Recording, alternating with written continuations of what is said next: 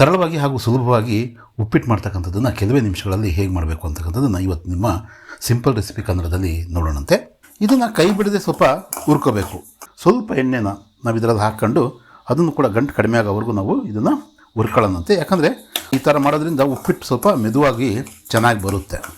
ಮೊದಲಿಗೆ ನಾವು ಈ ಸಾಸಿವೆಯನ್ನು ಹಾಗೆಯೇ ಬೇಕು ಅಂದರೆ ನಿಮ್ಗೆ ಆಪ್ಷನಲ್ ಇದು, ಬೇಕು ಅಂದರೆ ಈ ಒಂದು ಬ್ಯಾಡಗಿ ಮೆಣಸಿನ್ಕಾಯನ್ನು ಹಾಗೆ ಈ ಬೇಳೆಗಳು ಏನು ಕಡಲೆ ಬೇಳೆ ಮತ್ತು ಉದ್ದಿನ ಬೇಳೆ ತಗೊಂಡಿದ್ವು ಮತ್ತು ಈ ಶೇಂಗಾ ಬೀಜ ಇದು ಸ್ವಲ್ಪ ಕಲರ್ ಚೇಂಜ್ ಆಗೋವರೆಗೂ ನಾವು ಹುರ್ಕೊಳ್ಳೋಣಂತೆ.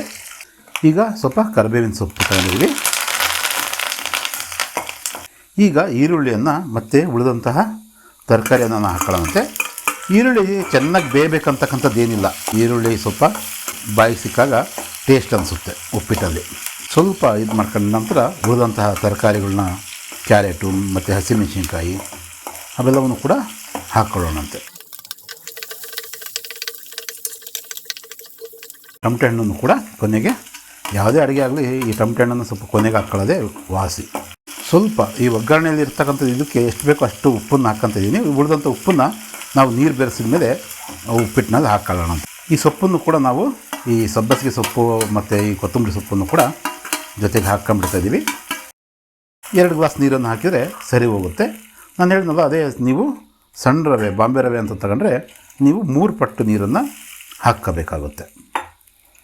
ನಮಗೆ ಇಲ್ಲಿ 2 ಪಟ್ಟು ನೀರು ಸಾಕಾಗುತ್ತೆ. ಪುನಃ ನಾವು ಬೇಕಾದ್ರೆ ಇದಕ್ಕೆ ಆ್ಯಡ್ ಮಾಡ್ಕೋಬೋದು. ಈ ಸಂದರ್ಭದಲ್ಲಿ ಈಗ ಕುದೀತಾ ಇದೆ ನೀರು.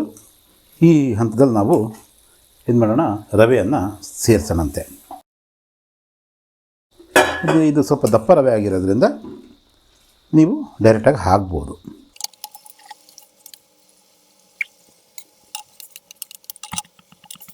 ಇದು ಈಗ ಆಗಿದೆ.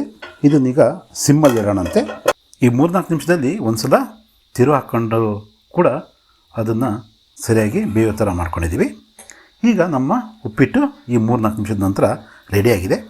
ಇದನ್ನು ನಾವು ಈ ರೀತಿ ಒಂದು ಪ್ಲೇಟಲ್ಲಿ ಸರ್ವ್ ಮಾಡ್ಕೋಬೋದು. ಈ ಬಟ್ಲಲ್ಲಿ ಇಟ್ಕೊಂಡು ಆ ಥರ ಸರ್ವ್ ಮಾಡ್ತಾರೆ. ನಾವು ಮನೇಲಿ ಕಾಮನ್ನಾಗಿ ಹೀಗೆ ಅಲ್ವಾ, ಅದಕ್ಕೆ ಸಹಜವಾಗಿರಲಿ ಅಂತ ಹೇಳ್ಬಿಟ್ಟು ತೋರಿಸ್ತಾ ಇದ್ದೀನಿ. ಮನೆಯಲ್ಲೇ ಮಾಡಿರ್ತಕ್ಕಂತಹ ಈ ಥರ ಶೇಂಗಾ ಪುಡಿಯಲ್ಲಿ ಮತ್ತು ಯಾವ ಉಪ್ಪಿನಕಾಯಿ ಇರುತ್ತೋ ಆ ಉಪ್ಪಿನಕಾಯಿ ಜೊತೆಗೆ ಇದನ್ನು ಈಸಿಯಾಗಿ ಸೇವಿಸ್ಬೋದು.